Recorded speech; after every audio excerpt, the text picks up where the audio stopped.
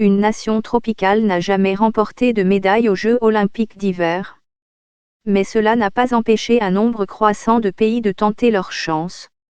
Nous explorons ici certains d'entre eux qui visent l'or aux Jeux olympiques d'hiver de 2022 à Pékin, notamment un skieur alpin d'Arabie Saoudite, une équipe jamaïcaine de bobsleigh, comme dans le film Cool Running des années 90, et un skieur de fond thaïlandais.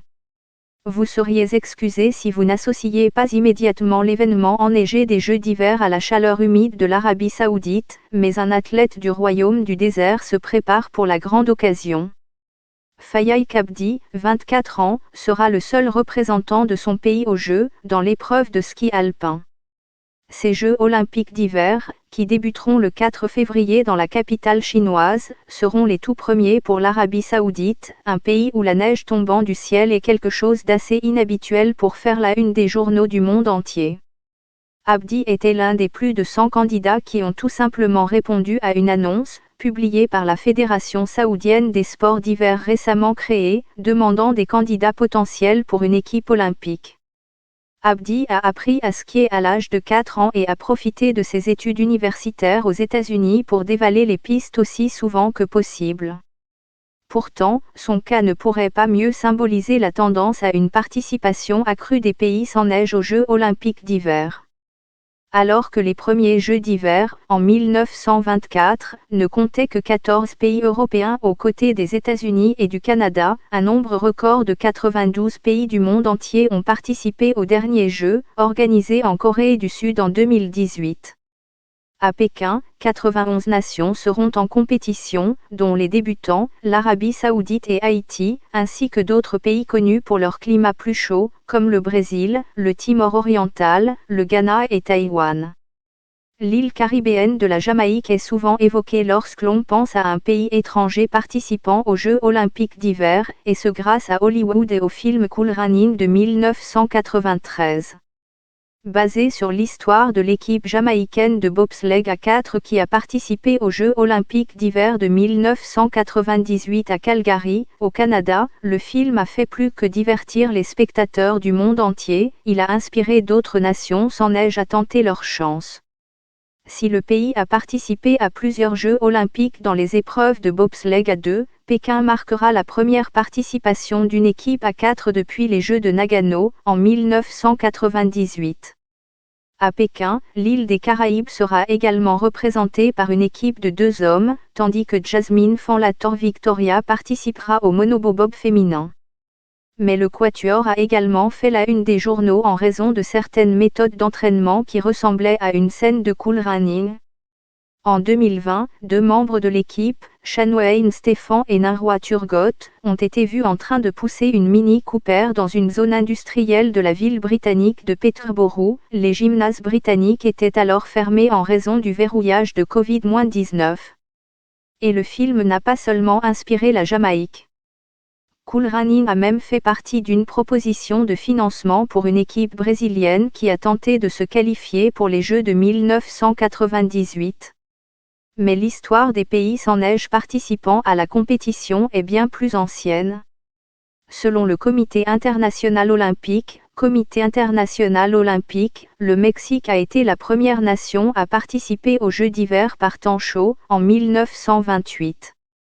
Les pays tropicaux ne sont arrivés qu'en 1972, lorsque les Philippines ont eu 2 concurrents masculins dans l'épreuve de ski alpin. L'intérêt accru des pays non traditionnels pour les Jeux d'hiver a offert de plus grandes possibilités aux athlètes. Prenons l'exemple d'Haïti, qui fera ses débuts olympiques à Pékin. L'unique participant de ce pays des Caraïbes est le skieur alpin Richardson Viano. Bien que haïtien de naissance, il a été adopté par une famille française à l'âge de 3 ans et vit depuis en Europe.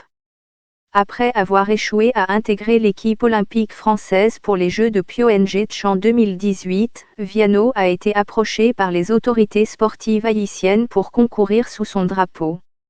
Dans une interview accordée au site d'information haïtien Haïti Libre, le skieur souligne que cette invitation a donné un second souffle à sa carrière. Sans cet appel, j'aurais certainement arrêté de skier et je travaillerais dans le secteur du bâtiment, explique Viano. Karen Chanlung sera l'un des 4 athlètes représentant la Thaïlande à Pékin.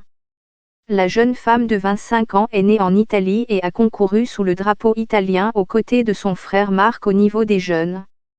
C'était jusqu'à ce que le pays de naissance de leur père vienne frapper à la porte en 2016. Les 2 frères et sœurs ont participé aux Jeux de 2018 dans l'épreuve de ski de fond et Marc sera également présent à Pékin. Nous avons toujours voulu représenter le pays de mon père en grandissant, mais la Thaïlande n'avait même pas de fédération de sport d'hiver pendant de nombreuses années, explique Karen Chanlung. Mais cela signifie beaucoup pour moi et mon frère de représenter la Thaïlande. Le pays fait partie de nous, et nous avons grandi avec la culture thaïlandaise. En termes d'entraînement, les athlètes des pays sans neige peuvent être confrontés à davantage de déplacements pour leur entraînement, ce qui s'est avéré être quelque chose de plus difficile à l'époque des restrictions Covid-19. La pandémie s'est mise en travers du chemin, bien sûr, mais c'est la réalité de la vie de tout le monde en ce moment, déclare le skieur saoudien Fayyaz Kabdi. Mais notre qualification pour les Jeux olympiques d'hiver n'en a été que plus douce. Alors que de plus en plus de nations sans neige participent aux Jeux olympiques d'hiver, il n'en reste pas moins que beaucoup d'entre elles n'ont pas encore eu un impact significatif, en termes de médailles. Selon le Comité international olympique, aucun pays tropical n'a jamais remporté une seule médaille lors de cette compétition. L'Australie est la seule exception à la règle, puisqu'elle a remporté 15 médailles en 19 Jeux d'hiver, un pays connu pour son climat plus chaud.